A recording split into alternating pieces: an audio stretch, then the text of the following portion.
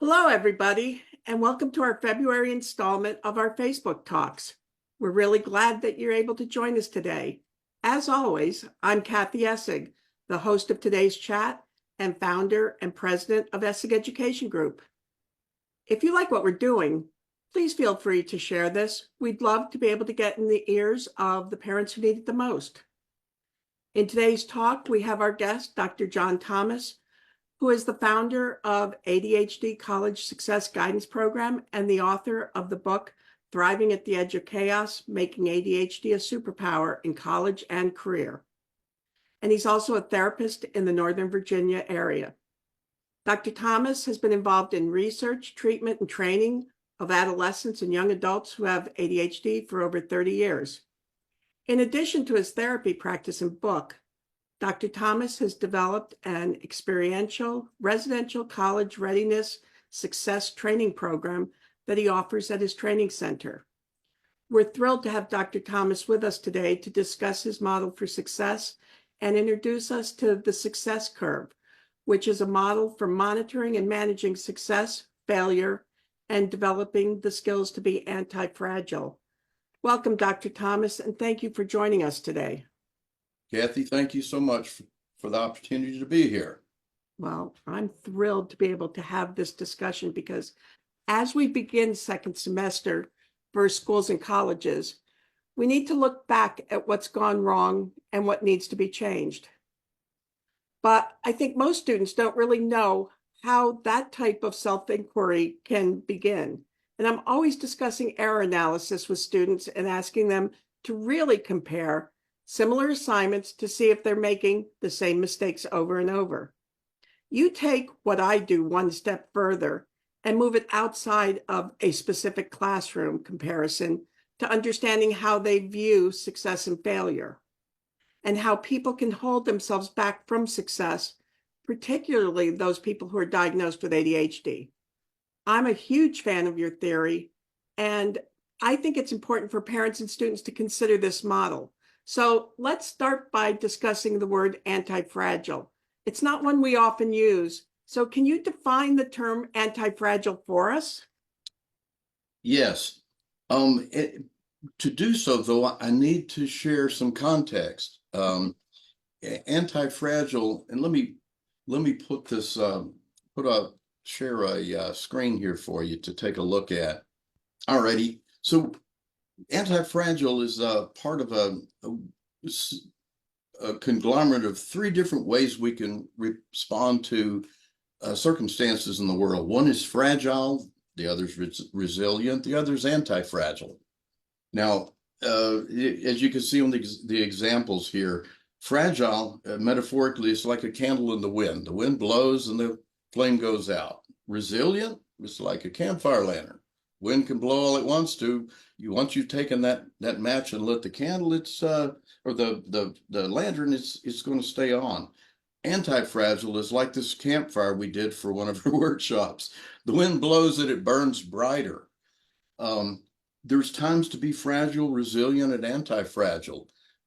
Fragile is, for example, you see this on my arm. I fell and shattered my elbow in the ice in front of my office, and I was convinced I could just get up and walk in, and I started to get up and I fell down again, and this time I hit my face. So it's times to be fragile and say, hey, I need help. It's part of opening the door to our capacity for self-advocacy, to say, you know what, I really do have some kind of a neurodiversity, and I'm going to need some new ways of going about it, new tools, maybe new support. Resilience, we've had a whole lot of research on, and so we understand that. But anti-fragile is a concept that was developed by a man named Nassim Nicholas Taleb, who is an economist. In his book, Anti-Fragile, Systems That Grow from Chaos and Failure. We don't know how to teach our young people to grow, thrive from failure. And just last week, one of my clients, Evan B., gave me permission to use this quote that he came up with. How will how will we teach a generation of children to reach the stars if we can't teach them how to fail? And Anti-Fragile is about how to fail and how to grow from it. So I think, though, often, at least in school settings, we take students to resilience, but you're the only person that I know who has taken it that step beyond to anti-fragile and taken that economic concept and turned it into a neuropsych concept. So how did you make that consideration that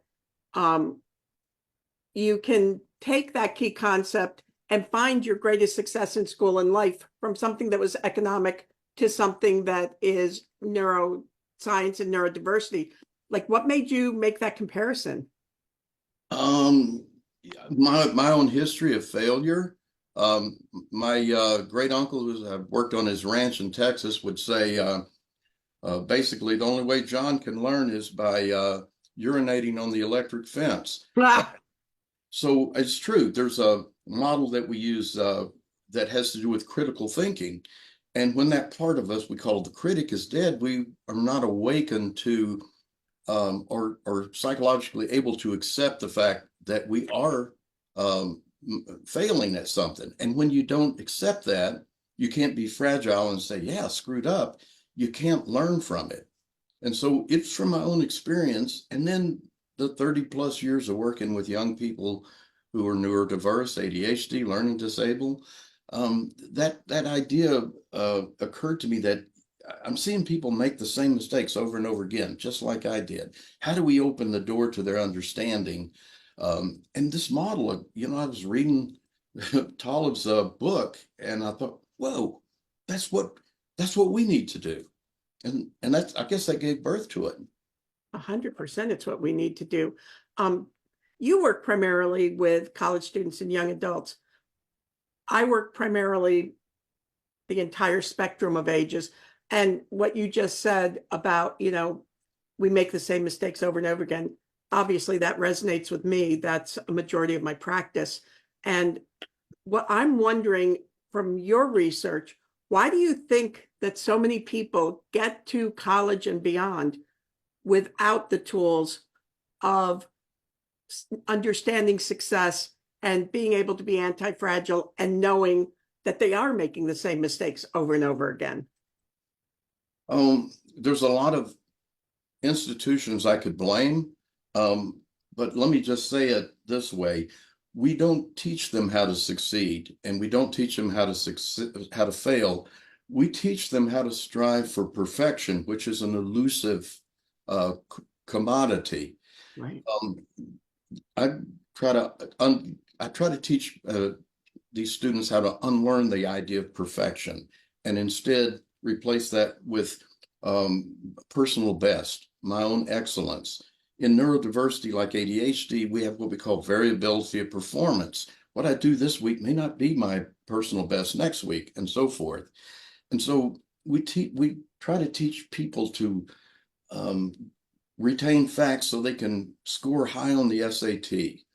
We don't teach them the same critical thinking skills or or the metacognition that's involved in learning how to learn, which you can only learn from failure. We don't teach them, in short, how to be like artificial intelligence. Artificial intelligence is one of the most efficient learning processes we've come up with.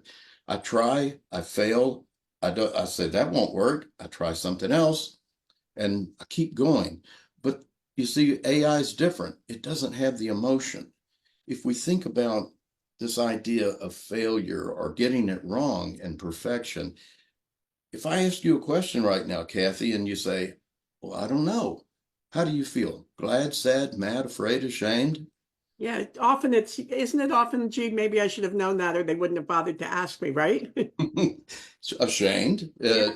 Yeah, sometimes mad at myself. And what that does, it shuts down an extraordinary creative process that goes on in the interweave between our conscious and unconscious mind, in the parts of our brains that are channeled through with the corpus callosum.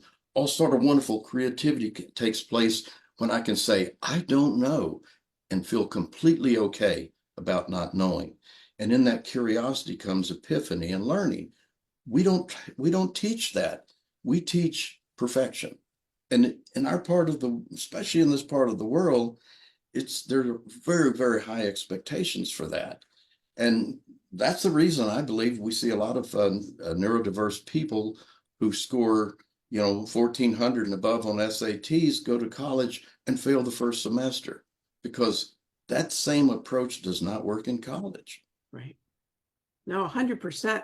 And you talked about, the visual intelligence, and I'm thinking in executive function coaching, we use visual scaffolding to talk about the necessary steps to be successful at what you want, looking at what you do and what you don't do, and saying, where are the gaps and what do you need to do to fill in to get from A to Z as you chose to? Do you do the same kind of visual scaffolding as you're working with somebody on discussing their successes and their anti-fragility? Oh, yes, visual and kinesthetic. And I'm kind of feel like I'm going to run in two directions, but for example, one of the things that we teach them is how to take a calculated risk. And that's one where you have at least even chance of success or failure. That's our growth edge. And there's a process we do where we have a trash can. I say, I'll give you $100 if you get 10 out of 10 of these balls thrown into that trash can. Where will you put it?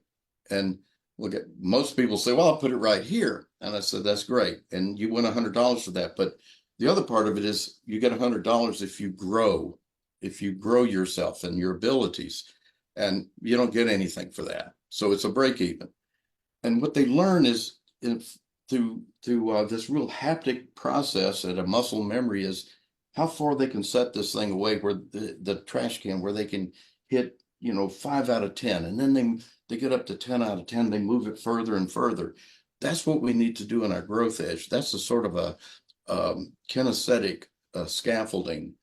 But the other scaffolding, there's emotional scaffolding, like helping a person to get to the point where they have that ego strength to accept that they're human, they're not AI, and that they will fail, they can fail, and that number one, that they can avert that when they understand how they fail, the patterns of failure, and that they can pull themselves out of failure quicker when they understand that.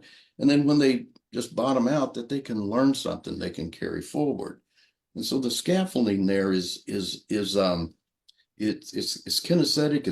it's haptic, it's also visual, because we have this, what we call the success curve. Yeah, I'm getting to that in a minute, because I mean, that I just love. But I'm thinking, as you're talking, literally all of a sudden, I just had my epiphany of, you bring together what we discuss in executive function coaching, the looking at the error analysis, which isn't just go back to the book and find the correct answer and now fill it in, but saying, if I put two things side by side and look, I always say to kids, put two tests side by side. Teachers are smart, they're not creative. It's going to look the same. And you're going to make the same mistakes if you don't know why you did what you did on that first test. That's a piece of yours, but there's a much greater piece of yours. It kind of also includes something that's an extension of Carol Dweck, and yet, because that's great for young kids. But as we get older, as you said, we feel a lot more of the shame and the I should have, and I don't really want to dig in. You're right. It is that piece of digging in that makes you recognize it's okay. Failure is a form of success. It's okay to fail, which by the time we're teens and young adults, there's too much competition. We don't believe that. Yeah, you're absolutely right. And that's the tragic irony of it, is that at that age, late adolescence, young adulthood, that's when the developmental task is about trying on different roles and different ideas and different dreams and different things. And if it doesn't work, that's okay. I know what I don't want to expend my energy on. Mhm. So it's that point where we need to be anti-fragile. The kind of mistakes young people make at that era, if they're made at my age, well, that has very high consequences. At that age, it's low consequence. And unfortunately, yes, our system trains them out of um, that willingness to risk. Mhm. Because we train them that, you are competing at an insurmountable level for placements in college. You are competing at an insurmountable level at the first job. There are millions of other people, faceless, nameless people, who are trying to get that exact same one position you're trying to get. And, we wonder why we have an anxious population of young adults. Well, there's why. You nailed it. Yeah. Well, the other piece that then I want to get to that, I've always been like, you need to like scream from the hilltops, this part of it. I'm such a huge fan of your research on the success curve.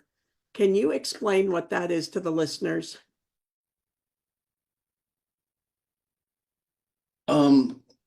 Yes. And again, let me share Okay. something with you here. Okay. So this is I'm going to share with you where I'm going to attribute where this came from. But generally what we see,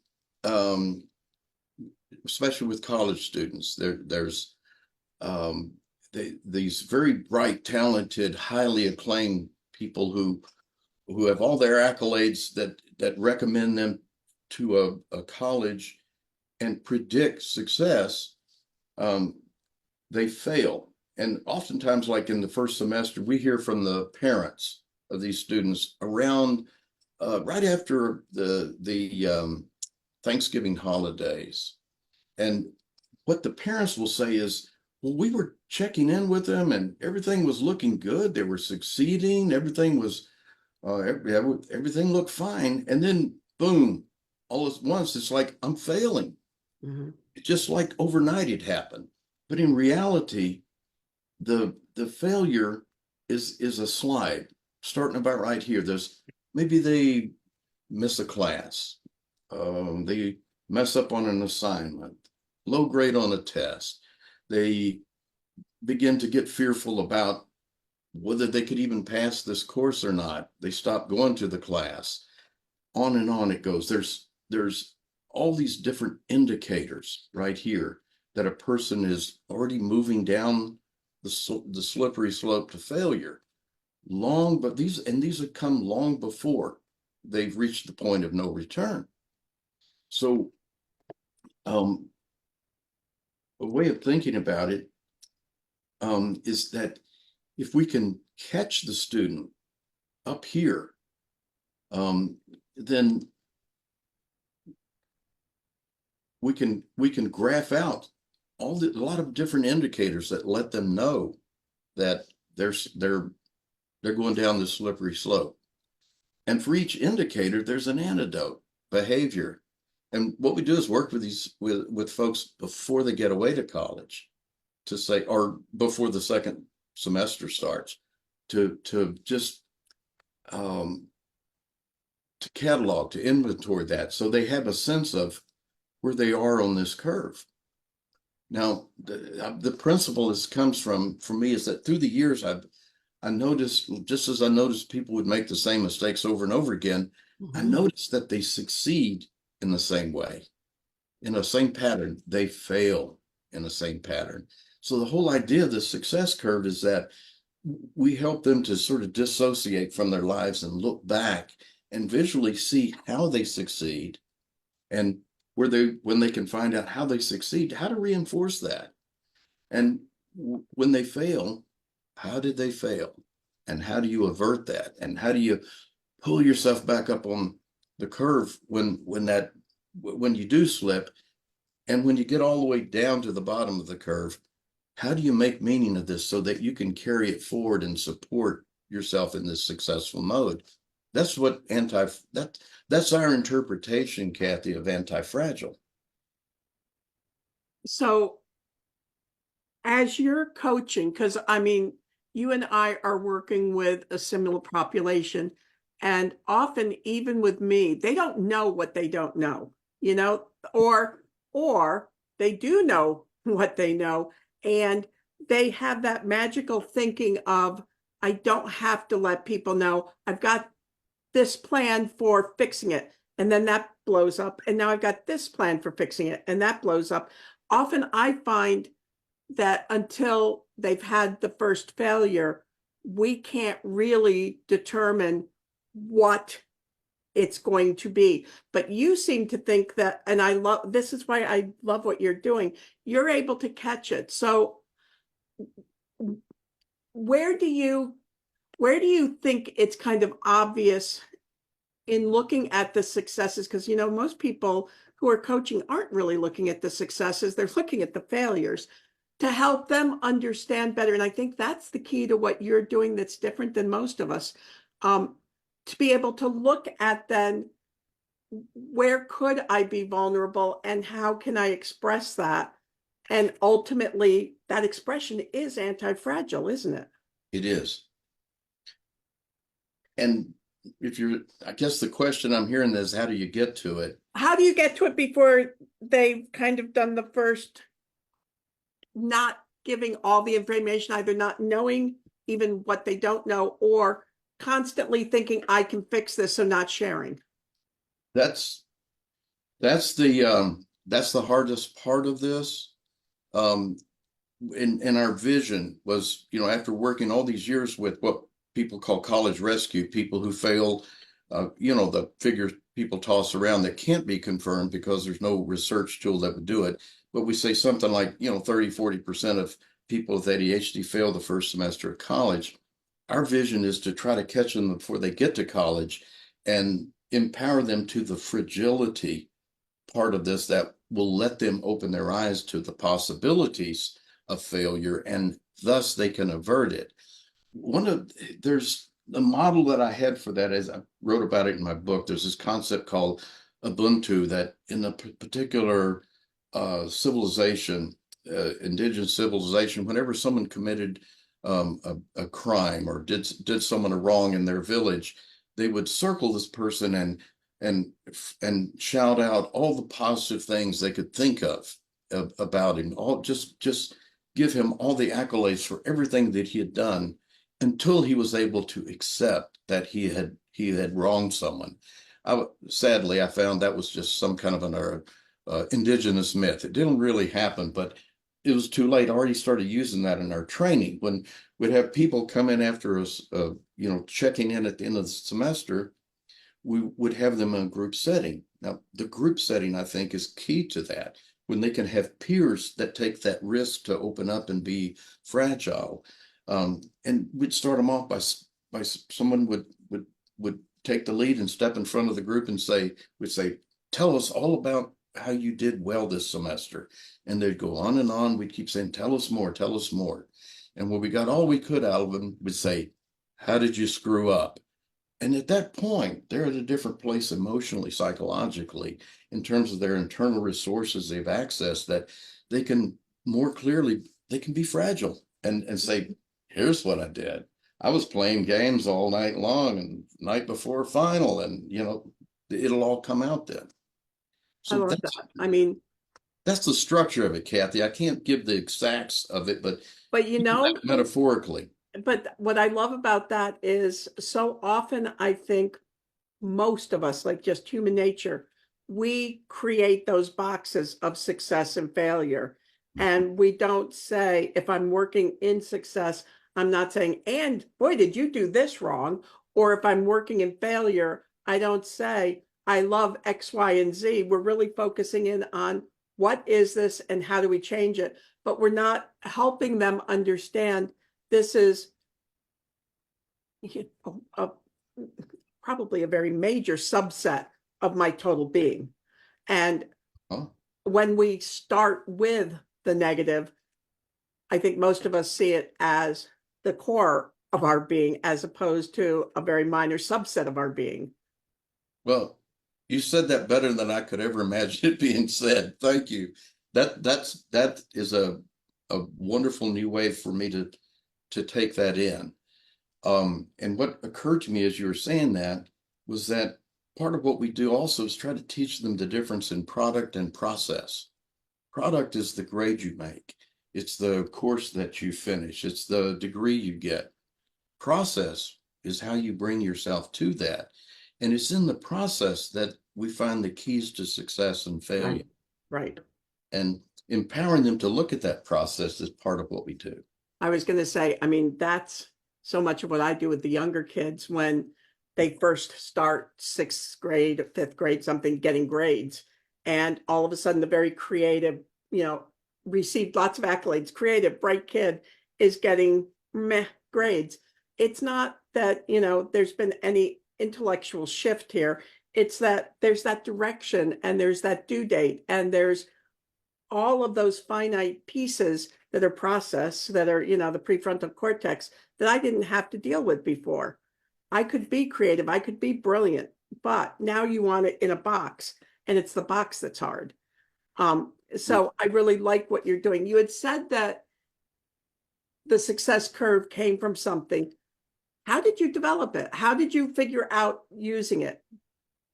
In my early years of work, I did a lot of substance abuse treatment. And there was a brilliant fellow back then named Ivan Gorski, who used something like this, similar to it, to describe how people relapse. They're from the outside looking in, they're on the wagon, they're doing great, and then suddenly they go out and they drink or they use, and boom, they're off the wagon. In reality, he thinks there's something of a slide. There's indicators. There's a process to it, and I don't know why that didn't take off more. He was real big back in the 80s and 90s, but I just recall that once when I was I have a relative who's a member of an outlaw biker gang. And I went to one of their events and they found out I was doing substance abuse work, and they wanted me to work with one of the guys that had gotten 7 DWIs, and next time he gets one, he's going to prison. And so I just started using this curve with him and it worked. And I started adding to it and embellishing pieces here and there and coming up with the idea of indicators, antidotes, product, process. And it evolved over, several years to be a pretty effective tool. But I have to give it to J-Bo, the biker, who I was working with, and Ivan Gorski for the visual.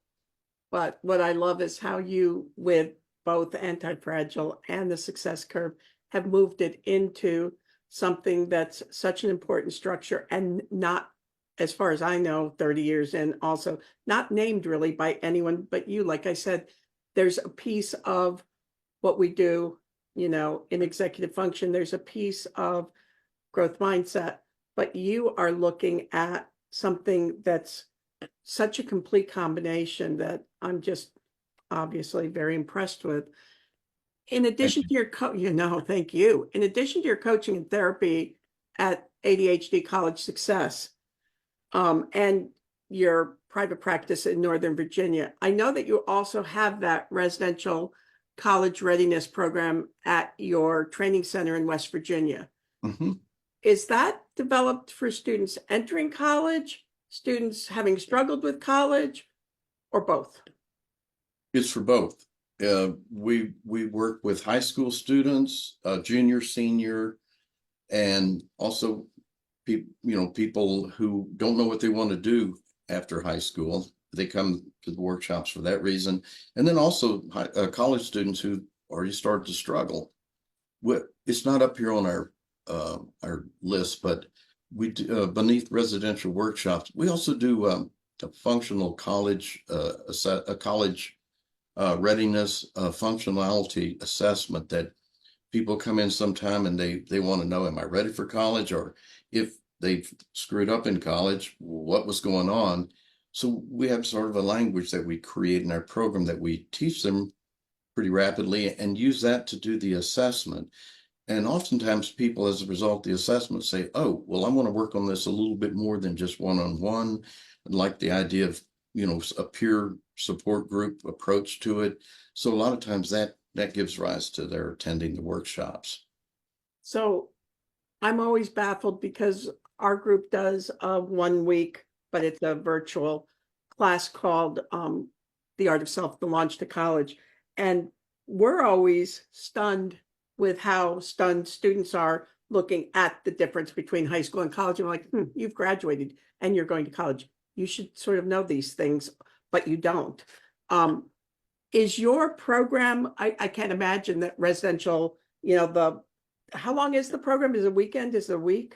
It's 3 days, 3 nights. Okay, so that has to be far more intense than what I'm doing or anybody else who's just doing, kind of the couple hours a day thing. Are you really helping students before they go or after they've only had that first blip, hopefully, really develop their own personal success curve? The answer is, I believe, yes. Because part of, again, this goes to we think of the success curve as a tool. And one of the heuristics we train people in our program is method, motive, opportunity. That's a sorting bin that I stole that from murder mystery novels. Method is how to do it. Motive is like about motivation. How do you get yourself to do it? How do you identify demotivation? And opportunity is having all the elements and tools that you need to be successful. So a way of thinking is the success curve is just a method. And so part of, we think of the context of what we do in our workshop. We empower people to that fragile state of saying, yeah, I messed up and I'm curious and I'm going to feel okay not knowing and how to do it. They open themselves to learning and they personalize this tool in ways that that others are doing. So it normalizes it as well. And so, yes, what we do is have people actually go through a process where they fill out their own success curve. That, along with a lot of the other models we use, the languaging, they take that with them in the workbook. And for many, that's all they need. For some, it makes the coaching, the academic coaching, more useful because they have the words that they don't, I say, well, are you being fragile? We don't have to talk for an hour understanding what that is or where you are, or to say, well, where are you on the curve? That really drills down very rapidly to where a person is. And if we think about it again, just as a tool, that in of itself is useful, even out of the context. One of the things we're working on now, I think I mentioned to you earlier, we're doing a video of our training program that we're using for training practitioners. But the other thing we're doing is a app that students can use that will be in many ways centered around the success curve, so that may empower them to be even more independent, autonomous in their growth when they're away to college. I love that. Have you kept metrics? Like, did the kids come back and talk to you? You said earlier, and we all know the stats that 30 to 40% of students with ADHD won't graduate from college. They think maybe around. Have you looked at what knowing how to be anti-fragile and understanding your success curve does to those statistics as far as it goes for the kids you're working with? Anecdotally, we have people that, come back and compliment and thank and share their successes. And we've documented the paths, the journeys of many of the people, but I guess I need to get a doctoral student to come in and start keeping the stats on you. Yeah. Yeah. Do the actual metrics of it. But in general, everyone that we've worked with has just found success. had high praise. and had been successful.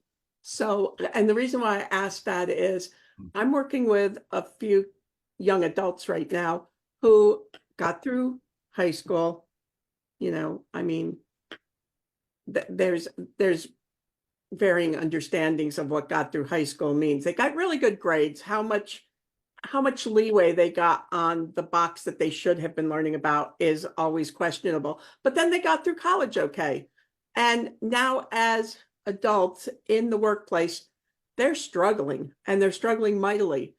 Can you use that same therapeutic approach that you're using for college students with the S curve to train adults who are struggling with work and with life?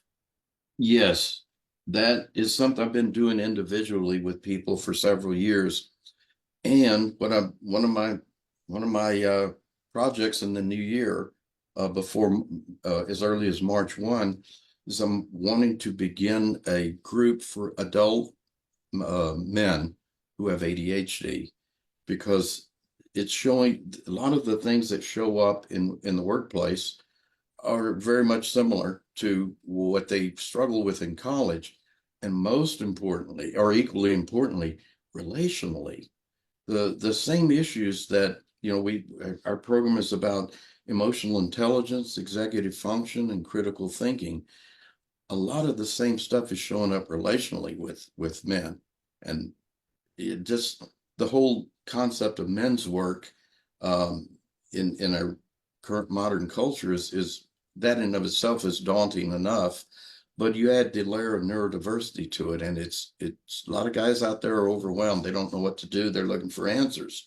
So that's one of the next projects I'm doing with this after we finish the app and the video. And I would bet for men, seriously hiding and avoiding because society says you're supposed to be strong and you're not supposed to Yes. show you're not supposed to show fragility, and you are the name whatever alpha we're going to put into that sentence. And for anybody to say I can be vulnerable isn't really part, I don't think, of what we consider strong male conversation. Exactly. Well, you said it right there. You nailed the whole concept. I love that. Yeah. Uh, yes, I love that we can help the next generation, that everybody cries and it's just fine. Would be lovely. So I'm excited. I mean, I see what you're talking about with like doing more of the work with men or with companies being something that as a company owner, I would, say anybody would love this, to have people be able to be their best self because they feel authentic in what they can say and what they can do would be amazing. Yes. Thank you. I just at this moment, what popped in my head was a Brene Brown quote. She said, "Children come into the world hardwired for struggle, and we need to let them struggle, and we need to let them have the tools to struggle." Yeah. And that's what I'm hoping we're doing in this program. I hope we're doing across the board because, you know, otherwise we're kind of creating Humpty Dumpty, right? I mean, everybody's going to fall off the wall, but Yeah. if you don't understand that it's okay to fall, you're probably going to crumble. Yeah. And unfortunately, you and I have watched several people crumble, and it's not necessary if we catch it ahead of time. So I'm happy about that. I know your book, Thriving on the Edge of Chaos, Making ADHD a Superpower in College and Career, describes anti-fragility and the success curve in considerable detail. But I think often reading the theory is something that we theorize is somebody else. We don't necessarily always sit there and say, now let me really explore for me. Yeah. So I'm excited about the current work. I'm excited about what you just said about the videos and the app. Will there be, do you know yet, will there be something for young adults and all of that too? If the app is for college students, is there going to be something embedded in that that's going to be some sort of online tutorial or something for maybe a group that, or an individual that can't get to a workshop or can't get to you in Northern Virginia? Yes, that's the what I kind of think what we've been doing is we've been perfecting our model for 30 years and doing, staying busy with what we do. And I'm at a point in my life at my age that I want this to go forth in the world in a broader brushstroke. And the idea of what we're packaging is that yes, people can take the book, the a packaged a video training that shows students actually in the workshop doing the work, and it can be for many self-paced, and for many more it could be something they could do with the guidance of a coach or a therapist who are trained in the model. And that's my vision, is trying to get this out to the world and into the hands of other people who need it. And if we got one person that was able to be fragile and say, yeah, I screwed up. I got this issue. I got this diversity issue, neurodiversity that gets in my way. If we can empower them to say that, to be accountable to themselves in the world, I used to say that'd be okay if I could just get a handful of people. Now it's like, no, I want a lot of people to have this. Yeah. I think, if we look at really being self-aware, probably we would say most of us have some level of neurodiversity with that, because, society has told us to block at a certain point and not dig in, because, is good enough good enough? And we sort of believe that from just being told forever, you should look like this. If you're close, why would I, rock that boat? And I think that if we consider what you're saying in more depth, that it's not just a school thing that we can say to a child, oh, look, you aren't actually reading the directions accurately. The teacher is doing multi-step and you're missing points. But we can say, as a human being, here's where I know that I'm successful. Here's where I feel I have some vulnerabilities. And here are, when you showed the places along the way that I can make some adjustments before I have the steps that take me into the lower level of that curve. I think that recognizing that there's choice along the way, and we're not just A or B. I'm not a success or a failure. And even if I've done either of those, there are probably elements of both in everything and anything we do. And being able to be more aware of that is what we all really need to do if we're going to become more self-aware and really our greatest potential of success, without feeling that, we're a fraud, or we're, going to maybe be exposed tomorrow, which I think so many people are constantly waiting for that next level of exposure. So I love where you're going with your models. But in the meantime, if people wanted a little more information on this, they can get your book through the website, right? Yes, and I'm working on the second edition, which is building on what we've learned since I did the book, which is at least as much as I learned before the book. The first edition, I'm hoping to have that out and available before summer. But yes, the book is available now on Amazon. And you had told me that you have a PowerPoint that kind of explains this a little bit more, if people can get like bogged down in a lot of research in a book, that you have a PowerPoint you could share. Oh, yes, we do. One that is a presentation we did for Chad here, well, not too long ago. So if people want that, they should email you directly, right? Yes, and we can get it right out to you. Okay, so everybody, Dr. Thomas's email, his website, and what they offer, it's on the screen behind him. Take down this information. I cannot recommend enough people really digging into this concept and recognizing that you can be your best, and understanding the entire continuum is how you are your best. It's okay to say, and these are areas that need growth, and these are areas that I can't focus in on, or I have to focus in on. I can't keep repeating, because if I am not aware of those aspects of my life, I'm gonna, what did they say? What did well, he didn't really say it, but what did they always attribute Einstein's definition of crazy? Doing the same thing over and over and expecting a different result. So I think many of us do that regularly because it's kind of easier than really thinking about it. But thinking about it doesn't have to be hard either. You just have to have that anti-fragility to say it's okay to be fragile, which I guess is hard. But Yeah.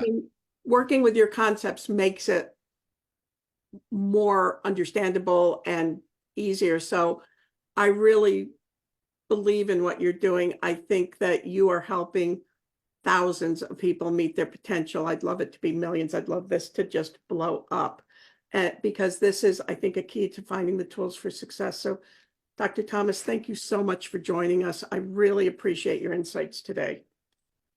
Kathy, thanks so much for giving me the opportunity to share this, and it's been a joy.